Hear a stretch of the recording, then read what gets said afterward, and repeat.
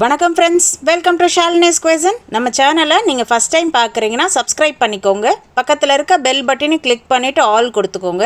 அப்போ தான் நான் போடுற எல்லா வீடியோஸுமே உங்களுக்கு அப்டேட்டாக வரும். இன்றைக்கி நம்ம பார்க்க போகிற ரெசிபி கல்யாண வீட்டு ஸ்டைல் முட்டைகோஸ் பொரியல். முட்டைகோஸ் பொரியலில் நிறைய வெரைட்டி செய்யலாம். ஹோட்டலில் கல்யாண வீட்டிலலாம் இந்த மாதிரி மெத்தடில் தான் செய்வாங்க. இது செய்கிறது ரொம்ப சுலபமாகவே செஞ்சிடலாம். ஒரு 10லேருந்து ஒரு 15 நிமிஷத்துலேயே இது நம்ம செஞ்சிடலாம். இது மாதிரியான இன்ட்ரெஸ்டிங்கான ரெசிபிஸ் உங்களுக்கு பிடிச்சிருந்தா மறக்காமல் உங்கள் ஃபீட்பேக்கை கமெண்ட் செக்ஷனில் சொல்லுங்கள். இதோட இன்க்ரீடியன்ட்ஸ்லாம் நான் டிஸ்கிரிப்ஷனில் கொடுத்துருக்கேன், செக் பண்ணி பார்த்துக்கோங்க. வாங்க இது எப்படி செய்யலான்னு பார்க்கலாம். தாளிப்புக்கு 1.5 டேபிள் ஸ்பூன் தேங்காய் எண்ணெய் சேர்த்துக்கோங்க.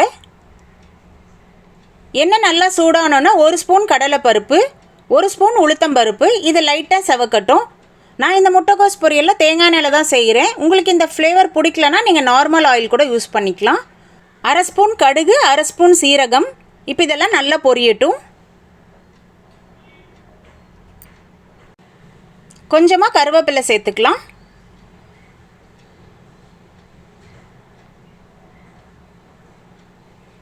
பொடியாக நறுக்குன்னா 3 பச்சை மிளகா சேர்த்துக்கோங்க.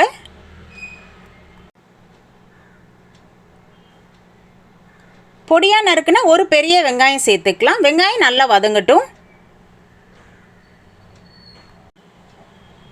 2 டேபிள் ஸ்பூன் பாசிப்பருப்பு சேர்த்துக்கலாம். பாசிப்பருப்பை 1/2 மணி நேரம் ஊற வச்சு தண்ணி வடிச்சிட்டு சேர்த்துக்கோங்க.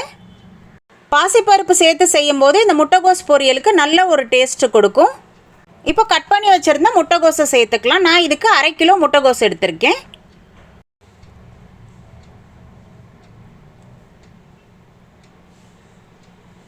இப்போ முட்டைகோஸை சேர்த்துட்டு எண்ணெயிலேயே நல்லா வதக்கி விடலாம்.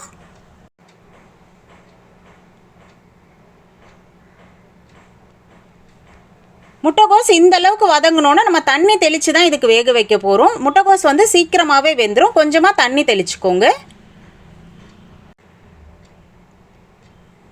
இப்போ தண்ணி தெளிச்சுட்டு ஒரு வாட்டி நல்லா கலந்து விட்டுருங்க.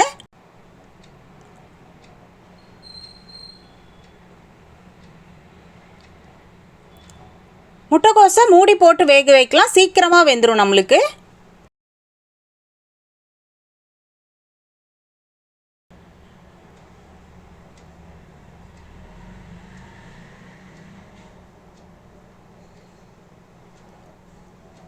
திரும்ப மூடி போட்டு குக் பண்ணலாம்.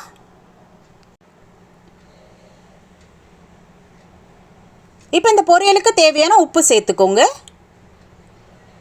உப்பு சேர்த்துட்டு நல்லா ஒரு மிக்ஸ் கொடுத்துக்கலாம்.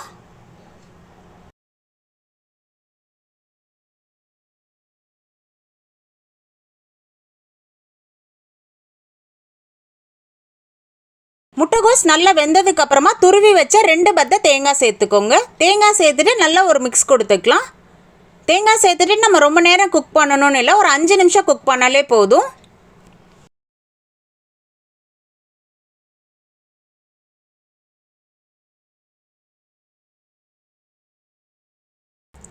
அவ்வளோதான், நல்லா சூப்பராக ரெடி ஆகிடுச்சு பாருங்கள். கல்யாண வீட்டு ஸ்டைல் முட்டைகோஸ் பொரியல். டேஸ்ட் ரொம்பவே சூப்பராக இருக்கும். கண்டிப்பாக ட்ரை பண்ணி பாருங்கள். இந்த ரெசிபி உங்களுக்கு பிடிச்சிருந்தா லைக் பண்ணுங்கள், உங்கள் ஃப்ரெண்ட்ஸ் அண்ட் ஃபேமிலியோடையும் ஷேர் பண்ணுங்கள். மறக்காமல் ஷாலினிஸ் குயிசன் யூடியூப் சேனலை சப்ஸ்கிரைப் பண்ணிக்கோங்க. பக்கத்தில் இருக்க பெல் பட்டனை கிளிக் பண்ணிவிட்டு ஆல் கொடுத்துக்கோங்க. அப்போ தான் நான் போடுற எல்லா வீடியோஸுமே உங்களுக்கு அப்டேட்டாக வரும். எப்படி இருந்துன்னு கமெண்ட்லேயும் சொல்லுங்கள். தேங்க்ஸ் ஃபார் வாட்சிங்.